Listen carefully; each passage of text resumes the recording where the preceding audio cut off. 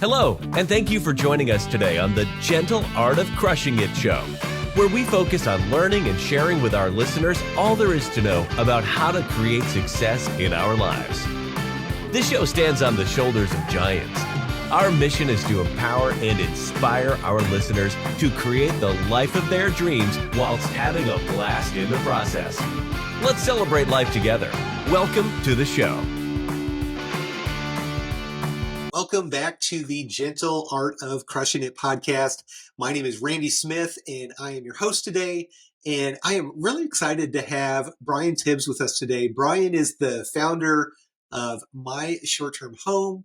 He owns and operates 35 short-term rentals, and he is also a recently published author of the #1 new release book on Amazon titled The Hacker Method: The Unexpected Investor's Guide to Building Wealth, Even on Limited Income. So, Brian, welcome to the show. So excited to have you here. Thank you so much. I'm honored and thrilled to be here with you. Appreciate the opportunity. Awesome. Well, let's jump in right away. Brian, can you tell the audience a little bit more about yourself and how you found yourself where you are today? Yeah. So I bought my first duplex when I was in college. Okay. I knew I wanted to be a real estate investor. I didn't know anything about investing in real estate, but also probably more, I just wanted to live for free. I didn't want to pay rent anywhere. I didn't want to, didn't want to pay rent. So, and I didn't want to buy a house and then be saddled with the whole mortgage. So I bought a duplex, right? And All that's right. where it started. And just kept investing in my early 20s, and then actually took a kind of a big turn when I was 27. My wife and I decided to become volunteer missionaries. So we packed up and moved to South America and ended up spending 16 years in South America. And the book that you referenced in the outset is about how we continued to build multi-million-dollar net worth, even while living on a very, very meager salary as missionaries living overseas. So that's the quick snippet about who I am. That is the quick snippet. Yeah, definitely a 16-year journey. First of all, thank you so much for all of your service and everything you did during your journeys over there. I've heard some of those stories through some events we've been at together, and it's just amazing. So thank you for that. Are you interested in real estate investing but don't know where to get started or think you don't have the time or money? Are you stuck in your W-2 because the golden handcuffs make it hard to walk away? If this sounds like you, check out impactequity.net and schedule some time to talk with the founder, Randy Smith. Randy went from massive income to leaving his W-2 through passive income, and he can help you do the same. www.impactequity.net. So you ended up buying a duplex and you go away for 16 years. And I'm guessing you still held that asset while you were gone and then started to buy more. So what did that look like? I know as a missionary, you're not making hardly any money. So how do you continue to acquire properties when you're doing that? So actually before we left the country, we had actually built up to have 10 units. So we had 10 apartment units before we left.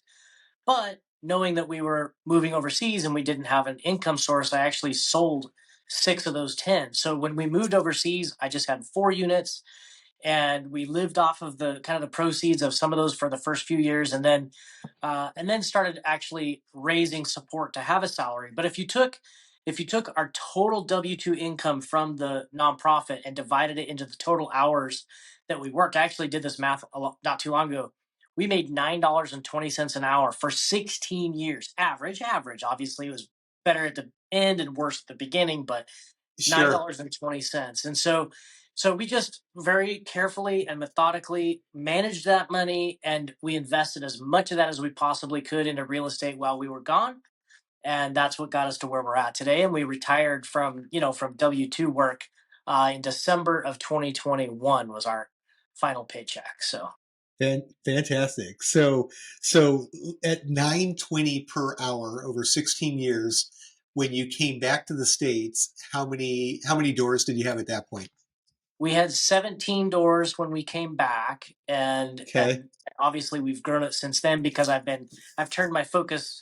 It was 100% on the mission. Now it's been on just taking care of the investments and growing the portfolio. And so we've more than doubled in about 18 months, we doubled our portfolio. So, and then we're going to continue to focus on that and keep growing. Fantastic. Okay. So now you were primarily long-term rentals when you first got started, and you've made a shift. So talk about that shift if you can, because that Yeah. is very, very interesting to me.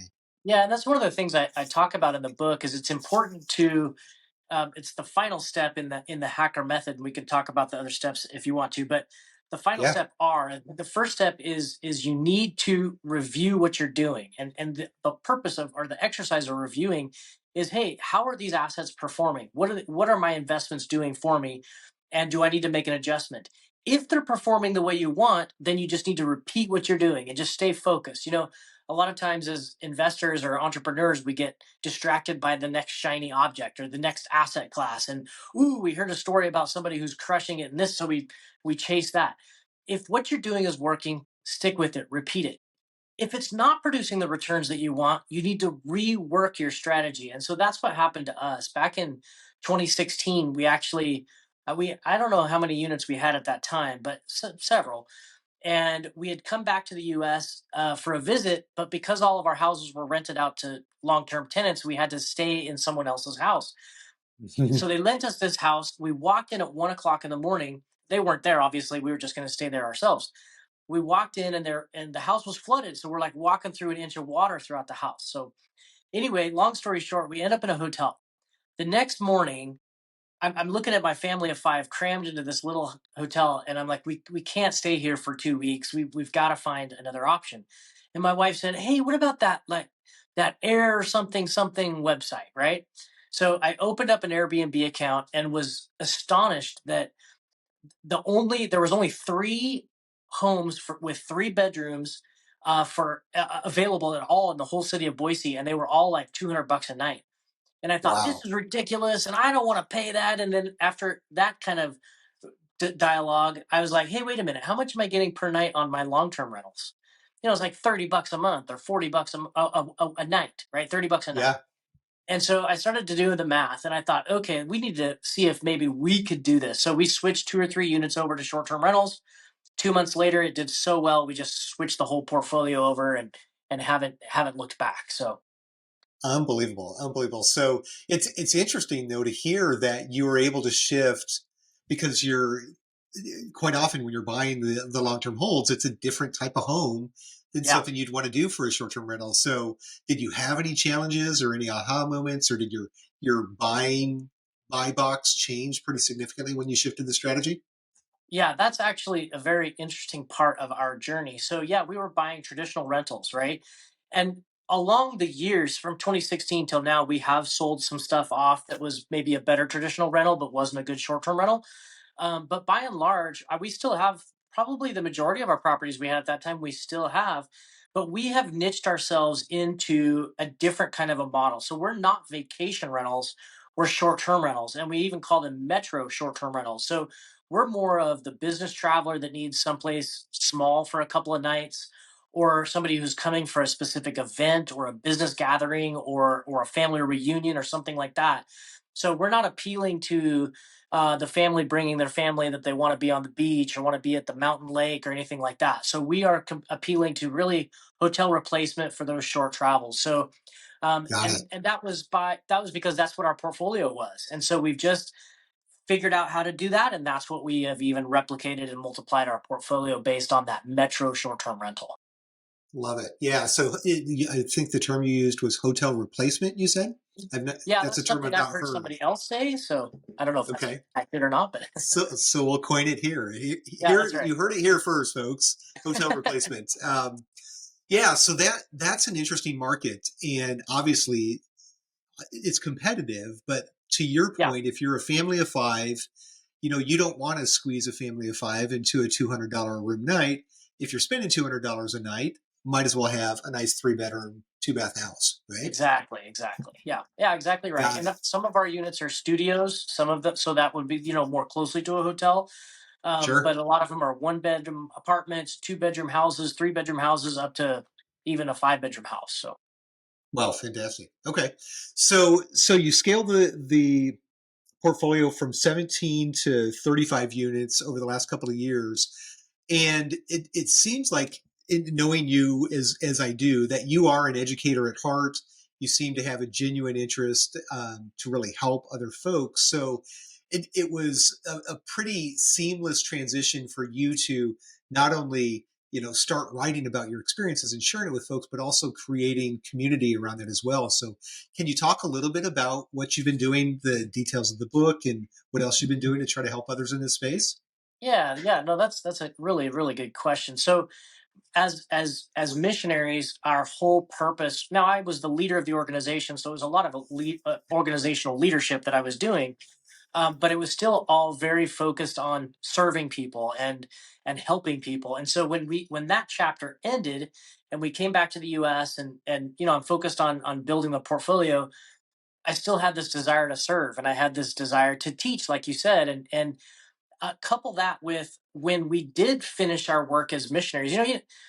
As a missionary, you try to focus on what we were trying to focus on is church development, community development, strengthening families, serving children, all that kind of stuff. And so we had a rule: we don't talk about money, right? And people would always ask, well, what are you going to do next? What's the next job you've got lined up? And I'm like, I'm just going to take a year off and we're going to focus on working on the investments, and I'm not really going to go get another job. And they were just like, well, how are you going to pay your bills?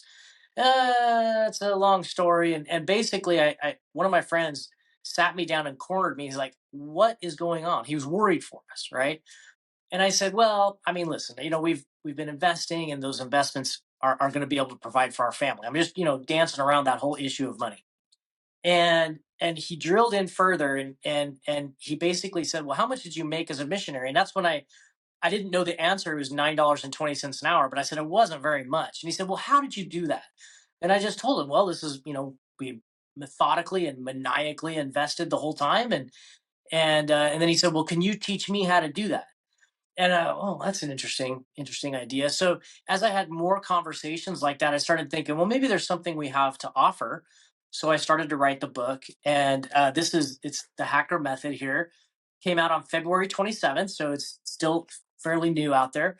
And the Hacker Method is how we built a multi-million dollar net worth earning less than minimum wage. Essentially, is kind of our story. And each letter in hacker means something. So HACKER is a step in the process.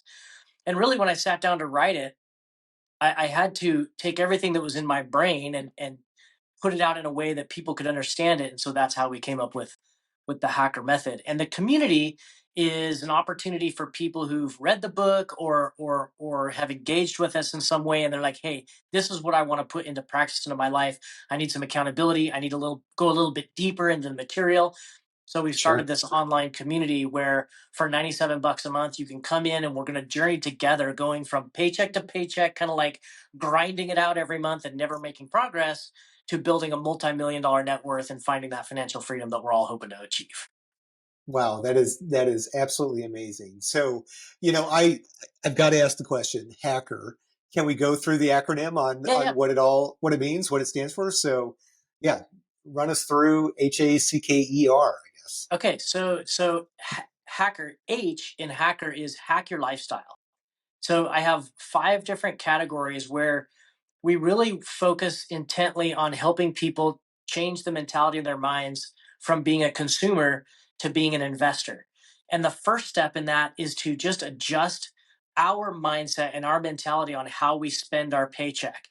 And what a lot of people think of when they think of, oh, I got to change my lifestyle, it's going to be, I can't spend money on myself. It's going to be really frustrating, and it's not going to be fun. And actually, we show Yeah, you how you can actually spend more on the fun kind parts of your budget: clothing, eating out, vacations, entertainment, while you work on figuring out how to get creative to spend less on the negative sides of our budget, the mortgage, the car payments, the interest expenses on your credit yeah, cards. So we work on how just to re-engineer your lifestyle to where you can get a lot more of your income available for investing. Okay, so love that's it, H, love it. hack your lifestyle. Okay, A is allocation budgeting. So figuring out how to take the savings that you've gotten from your lifestyle hacks, boost your income a little bit, and how to allocate that in a way that it doesn't matter what you're making if you have enough time and enough. So we like to say that the diamonds are formed through time and pressure. And Yeah. multi-million-dollar net worth is formed through time and pressure. The time is just time going on where your compounding effect comes into effect.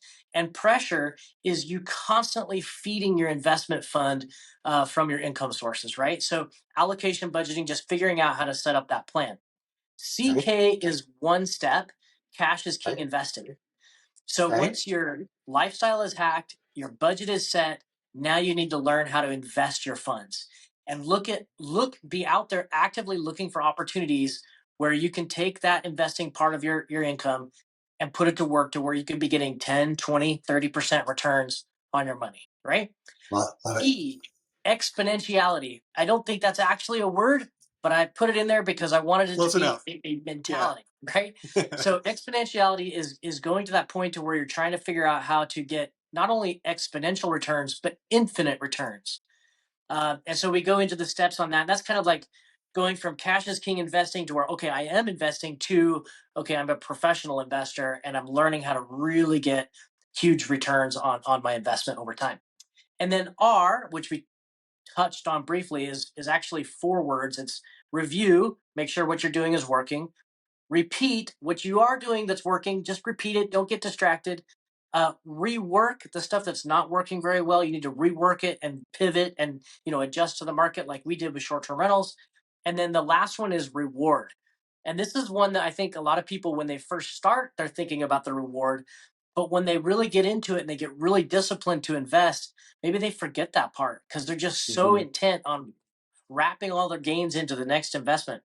And I actually teach people, no, you need to harvest a part of every single win. You need to harvest a little bit of that so that your lifestyle can continue to improve and you don't get burned out on the process. So, hacker. I love it. I love it. That is, yeah, it's interesting the path that you take the reader through from really because it all comes down to mindset. So if you can shift the mindset Yeah. on the front end and then adjust the actual habits that they have with their money as they're earning and spending, and then ultimately refining through the R's on the end. That's fantastic. So Yep. my Exactly. my wife and I went through the Dave Ramsey baby steps, and we Oh, we yeah. adjusted them, and we built in kind of a piece where, like, as a sales guy, I was getting large bonus checks, and every time we got those, we would take 75% of the bonus checks and put immediately towards debt or into investing. But then we would very specifically take 25% of those excess funds and go have fun and like Yeah. live outrageous lives. And I think it's such a good point. So many people um, will go blow the money first and then invest versus investing first and paying yourself first and then going Yeah. there. So love that. I love acronyms. I love how you built that into a story. So now is this kind of like a textbook that people can walk through and do step by step, or is it a parable, or what is the format of the book? Yeah, it is more of a step by step how to. It's really how to build wealth even on a limited income. Now, you don't have to be on a limited income. I know Sure. medical doctors who are making multiples, hundreds of thousands of dollars a year who are just as strapped as somebody who's making minimum wage because they're funding a lifestyle that takes every bit of income that they've got. And so but it's how we did it. It's how you can do it, and it doesn't matter the income that you make. So it really is a how-to. But like you said, we are addressing mindset things because that's probably the biggest thing that needs to be adjusted. Honestly, you could, like you were saying, you took Dave Ramsey's thing and you kind of tweaked it a little bit. I would be totally fine with somebody taking this and tweaking it a little bit to make it fit their Sure. thing, so long as their mentality is right and their mindset is in the right spot. Yeah, and I think what you are doing right here is offering the mastermind in the community as well, because that mindset piece is something that has to be reinforced on a Yeah, regular basis.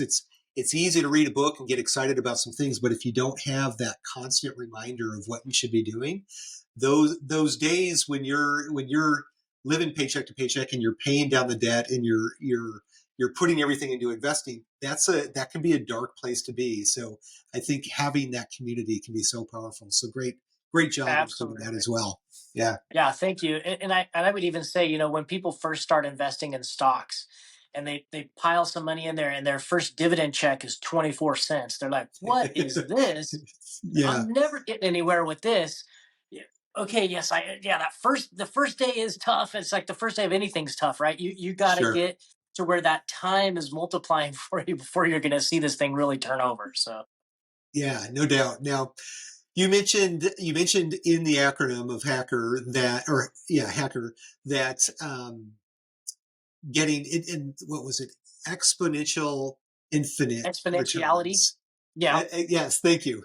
We're going to have to submit that one to Webster's here and get that included. yeah, But right, um, now, you had mentioned getting returns 10, 20, 30%. So I know you're a short-term rental guy. Um, do you walk people through that process of how to do short-term rental investing, or is it broader than that? Are there other strategies that you discuss as well?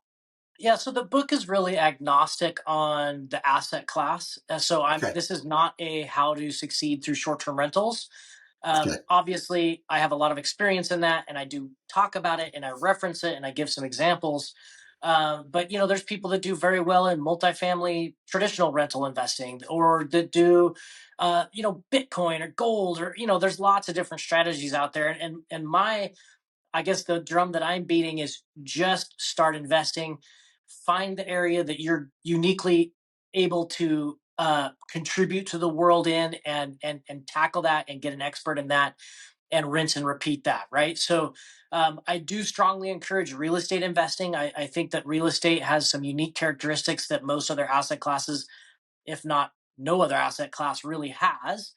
So Hmm. I encourage real estate investing. But if somebody feels more comfortable just doing stock investing, or building their own small business, or whatever, I'm all in Yep. favor of that, so long as you're investing going forward. Yep. So Yeah, so it sounds like it would marry very well with what we talk about on this podcast constantly, which is passive investing through the syndication model in right, real estate. So it's right, the whether you're taking 25 or 50 grand a year to buy a short-term rental or gold, or investing in a syndication, the the hockey stick approach can occur here just as well, regardless of what the asset class is. So absolutely, very yep, good, very good. Um, well, exciting. So this was a big accomplishment. I know you don't decide to write a book and then mhm, next week it gets published. right, So this has been a long path, and you're getting to enjoy some of the rewards of all of that right. hard work and effort. Um, but now, as you've got the book now behind you, of course, you're promoting it a lot, and you've got this community that you're growing. What's next for Brian Tibbs and for the community and for your business now? Yeah, so we're really focused on, for me, I don't need a job. So it's not for me a business that has to perform this way and do that and that. This is really because I just have a desire to serve and teach and give the world something that I've received, and that is the understanding of how to take a dollar and multiply it many times over. So I want to walk alongside people who are just fed up with the paycheck to paycheck thing, and are wanting to build that multi-million dollar net worth, create that freedom so they can spend more time with their families, so they can spend more on their families, and make the world a better place through their generosity as well. And so that's what the community is all about. It would thrill me to bring somebody into the community, watch them go from just financially strapped to become multimillionaires, and just be a part of that journey. That is what I'm excited about. So we're going to be focusing our energy on that. And obviously, we're within the community, we're working the hacker method together. And so that's how that all ties in. So, certainly our listeners are going to want to figure out how to reach out to you, Brian. So, how could investors find you? Obviously, the book is on Amazon and all the normal channels. But if somebody wanted to connect with you or your community, how would they do that? Yeah, so my website is theunexpectedinvestor.com, and we've got lots of information on there. We've got some free content on there, including the information on the community. Yeah, the book's at Amazon, Barnes and Noble, Walmart.com, Target.com, all those different places where you can pick up the book. I'm also on social media if you just want to follow on social media at Unexpected Investor on all the different platforms. And we'd love to have you engage there and comment and share, and just be a part of our discussion there.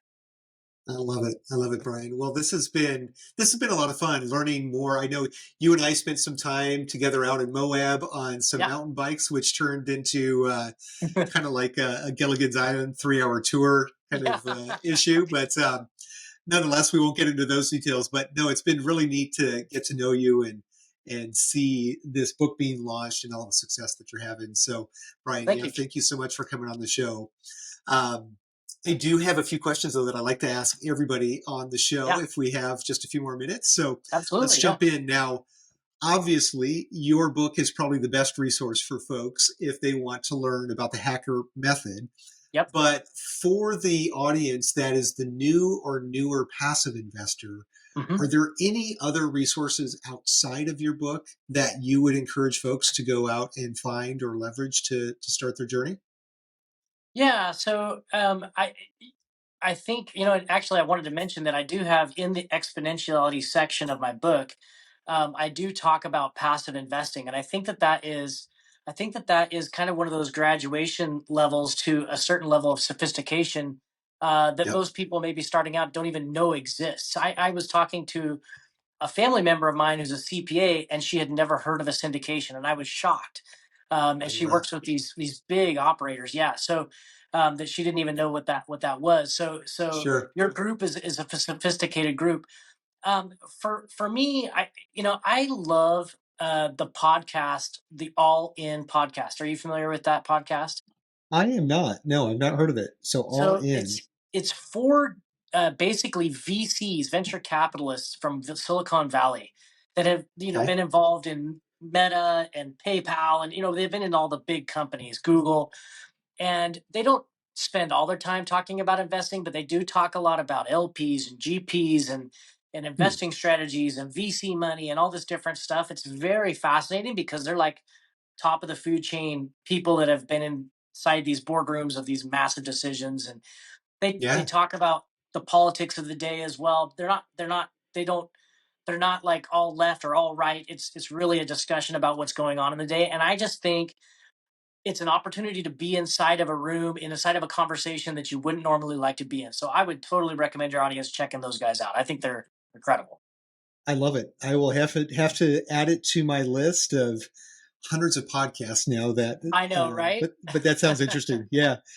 Very good. Yeah, thanks for sharing that. I will definitely check that one out. And maybe a question here that's a little more fun that you and I have been connected through a group called GoBundance, and we have this focus on bucket list items. So I'm curious, what is a bucket list item you've recently checked off your list or one you're hoping to in the near future? Well, this one's easy for me. Literally last night at 11:30 p.m., I got home from a week-long trip to Dubai in the United Arab Oh, no kidding. Emirates. Yeah, so Fantastic. Yeah. when our kids turn 15, we have just our tradition is the kid gets to pick anywhere in the world that they want to go for vacation, just mom and Yeah. dad and the kid. And so my 15-year-old son picked Dubai. So that's where we went. And I tell you what, I was just as excited to go as he was. It was a lot of fun. If anybody has the chance to go, definitely you got to go. It's really, really, really fun experience.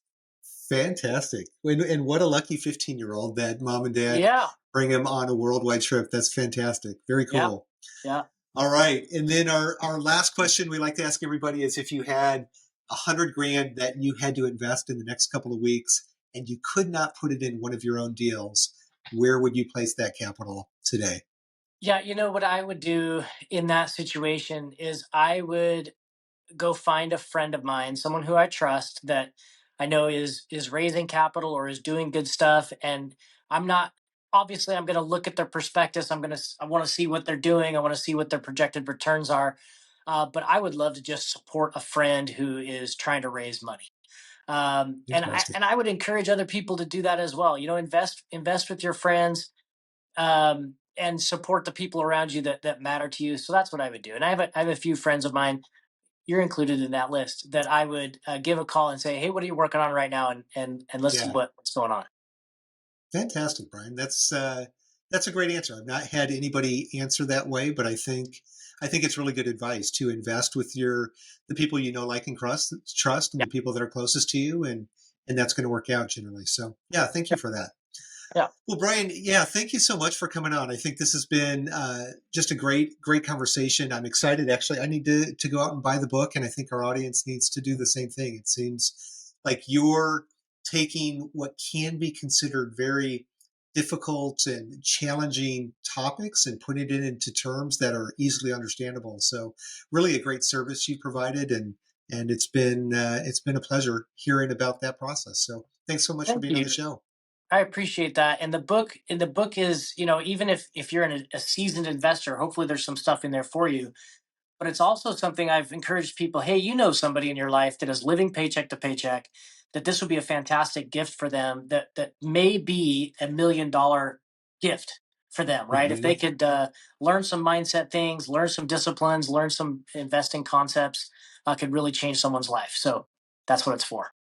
I love it. Awesome.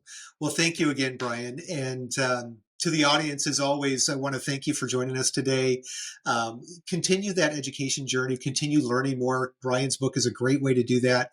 But even more important than that, I just encourage you to take action.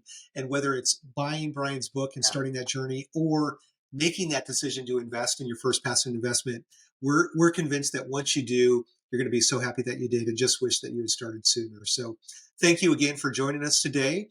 And please be sure to join us next Thursday for another great episode. Thank you. Well, there you have it, ladies and gentlemen. Another episode of The Gentle Art of Crushing It. It was an amazing episode. We know we sure learned a lot, and we hope you did as well.